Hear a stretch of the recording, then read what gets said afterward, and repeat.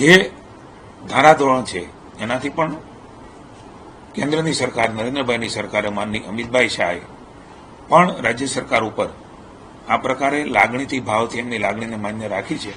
આપ એના ડેટા પણ જોઈ શકશો, આપને મળી શકશે કે આ વર્ષના આપ તો જાણકાર પત્રકારો છો, એ ડેટા પણ આપ જોઈ શકશો કે ક્યાં કેટલા પ્રમાણમાં સપ્રમાણસરમાં મળ્યું જોઈએ, એનાથી પણ વધારે એટલે જ 125 કિલો મગફળી 125 મણ આપણે ખરીદી શકીએ છીએ. રજીસ્ટ્રેશન પણ થયું છે, પણ એ રજીસ્ટ્રેશન પછી જે કમોસમી વરસાદ આવ્યો છે એના કારણે તો પ્રોડક્શન એનું ઘટશે, અથવા તો જે મગફળી હશે એની ક્વોલિટી ઘટશે, તો એ તો તમે ખરીદવાના નથી. એમાં ક્વોલિટી ડાઉન હશે એટલે ક્વોલિટી સાથે બાંધછોડ કરીને ટેકાના ભાવે મગફળી કે અન્ય જણસ ખરીદી કરવા અંગે વિચારણા સરકાર કરે છે. એક તો મેં આપને એ પણ વાત કરી કે માનનીય મુખ્યમંત્રીશ્રી જે રાજ્યના ખેડૂતોને અસાધારણ સંજોગોમાં નુકસાન થયું છે એમની ચિંતા કરીને પોતે સ્વયં દરેક જગ્યાએ અનેક જગ્યાએ મંત્રીશ્રીઓ પોતે પણ ગયા છે. પહેલી વખત એમ કહું છું કે વ્યાપક પ્રમાણમાં 16,000થી પણ વધારે ગામોમાં આ પ્રકારનો વરસાદ એ પહેલી વખત છે. રાજ્યની સરકાર ખેડૂતની જે પ્રકારે સ્થિતિ છે એમાં એની બાજુમાં પહેલા પણ ઊભી, આજે પણ ઊભી છે, આવતીકાલે પણ એ ઊભી રહેવાની છે. મારી વાત પૂરી કરી દઉં.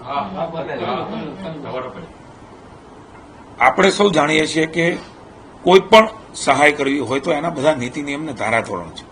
માત્ર ગુજરાત માટે નહીં, અન્ય રાજ્યમાં પણ આ પરિસ્થિતિ થાય ત્યારે મારી આપને વિનંતી છે, હું આજે કોઈ ટીકા ટિપ્પણીમાં પડવા માંગતો નથી, કારણ કે આજે ખેડૂતોની બાજુમાં રહીને એને બેઠો કરવાનો સમય છે, કોઈ રાજનીતિ કરવાનો સમય નથી. ખેડૂતોના ખભે બેસીને રાજનીતિ કરવા માટે ભારતીય જનતા પાર્ટી ક્યારેય માનતી નથી. એટલે આજે હું એ ટીકા ટિપ્પણીઓ નથી પડતો, પણ અન્ય રાજ્યમાં પણ આ પ્રકારે પૂર કમોસમી વરસાદ થયો હશે, અત્યારે પણ ચાલુ હશે કોઈ જગ્યાએ. સરકારો કદાચ અમારી હશે, અન્ય હશે. પહેલી વખત પંચરોજ કામ કરીને જે પ્રકારે સતત વરસાદ આવ્યો છે, સમજી શકીએ છીએ કે ખેડૂતોની સ્થિતિ. ફરી વખત કહું છું, એ રાજ્યની સરકાર ફરજનો ભાગ છે, એની ઉપર કોઈ અમે ઉપકાર નથી કરતા. સંવેદનાથી અમારી ફરજ છે સરકારે બાજુમાં ઉભા રહેવાની. ત્યારે એમણે પ્રથમ વખત આ પ્રકારનો 16,000 ગામોમાં આપ સમજી શકો છો કે પંચરોજ કામનો નિર્ણય કરવો કે ભાઈ સાચી વાત છે ને એમને ખરેખર નુકસાન થયું છે. એમાં ક્યાંય પણ ઓછું વધતું કંઈ લેવાઈ ગયું, કોઈ ન લેવાઈ ગયું, કોઈ જણસ અડધી ઘરે આવી ગઈ નથી આવી, આવું રાજ્યની સરકારે જોયું નથી, જે કદાચ પ્રથમવાર છે. અન્ય રાજ્યમાં પણ એ પ્રકારના સર્વેની કામગીરી થતી હશે. હું આપને વિનંતી કરું છું, આપના માધ્યમથી જનતાને ખબર પડે એટલા માટે વિનંતી કરું છું કે આપ એ પ્રકારના તુલના કરીને હાલના જે સંજોગોમાં ભારતીય જનતા પાર્ટીની ભૂપેન્દ્રભાઈની સરકારે ખેડૂતો માટેનો નિર્ણય કર્યો છે એવો કોઈ અન્ય રાજ્યમાં આ પ્રકારે થયો છે કે કેમ? હું માનું છું પહેલી વખત આટલા માસમાં, કારણ કે એની નકર ખૂબ બધો લાંબો સમય, કારણ કે દરેક જગ્યાએ કાયદા નીતિ નિયમો હોય છે, પણ આ વખતે એનાથી પણ સહેજ ઉપર જઈને મુખ્યમંત્રીએ પંચરોજ કામ કરીને સતત વરસાદ આવ્યો એટલે આખા અહેવાલો રાજ્યના એ મગાવી લીધા, આવી ગયા.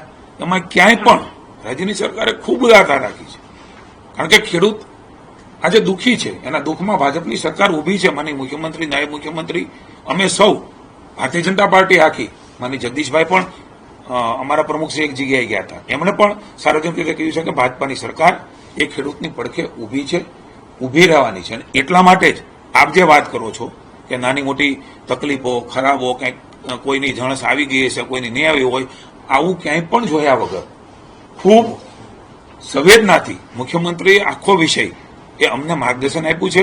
અને કદાચ ગુજરાતમાં સૌપ્રથમવાર આ પ્રકારે કમનસીબે, વખત કહું છું કે કમનસીબ છે કે દુઃખમાં અમે ભાગીદાર છીએ, આપણે સૌ ભાગીદાર છીએ, અત્યારે એમને સહકાર આપવાની જરૂર છે. હું એવું માનું છું કે સલાહની બદલે સહકાર આપીને આપણો ખેડૂત કેમ ફરી વખત બેઠો થાય એવી આવશ્યકતા છે. ત્યારે સાર્વજનિક રીતે તમારા માધ્યમથી આ જ ખેડૂત જમીરવંત ખેડૂત છે, ખમીરવંતો ખેડૂત છે, કુદરત સાથે ઘણી વખત બાતો ભીડી છે, પણ આ વખતે અસહ્ય કહી શકાય એવી વાતમાં ભાજપાની સરકાર એમની બાજુમાં ઊભી છે. અને આ પ્રકારે નિર્ણય ખૂબ સંવેદનાથી અને ગંભીરતાથી કહું છું, ખૂબ ગંભીરતાથી એમણે મિટિંગો લીધી છે, એમણે માર્ગદર્શન કર્યું છે.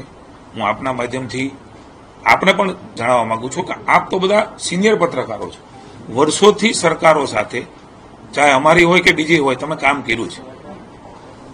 તમામ પ્રક્રિયાઓને, નીતિ નિયમો, કારણો, કાયદાઓ, રૂલ્સ, એ પ્રક્રિયાઓ ખૂબ લાંબી હોય છે, પણ ભૂપેન્દ્રભાઈએ એમાંથી માર્ક કરીને અમને માર્ગદર્શન આપતા રહ્યા છે કે આ પ્રકારે ને આ પ્રકારે કરો, આ પ્રકારની કોઈ બાબત હોય તો આ પ્રકારે વાત કરીને એ તમામ, ચાહે નાણાં સચિવ હોય, ચાહે ચીફ સેક્રેટરી હોય, ચાહે અમારા એસીએસ હોય, જ્યાં જે વિભાગોની, કારણ કે કમ્બાઇન્ડ મિટિંગો કરી છે, ખાલી ફાઇલો ચલાવીને પછી અન્ય જગ્યાએથી પાછી જ્યાં થાય એવું નહીં. માનનીય મુખ્યમંત્રીશ્રીએ ગંભીરતાથી, હું હજી પણ આપને કહું છું કે આ પ્રકારનો નિર્ણય એ ભૂપેન્દ્રભાઈ અને હર્ષભાઈના નેતૃત્વની ભારતીય જનતા પાર્ટીની સરકાર એ ખેડૂતોની બાજુ મારીને પુનઃ એકવાર કહું છું, ક્યાંય અમારો ઉપકારનો ભાવ નથી, અમારી ફરજનો ભાગ છે. ત્યારે ખેડૂતની બેઠો કરવા માટે થઈને રાજ્યની સરકાર ખૂબ ત્વરિત નિર્ણયો લઈ રહી છે અને લેશે.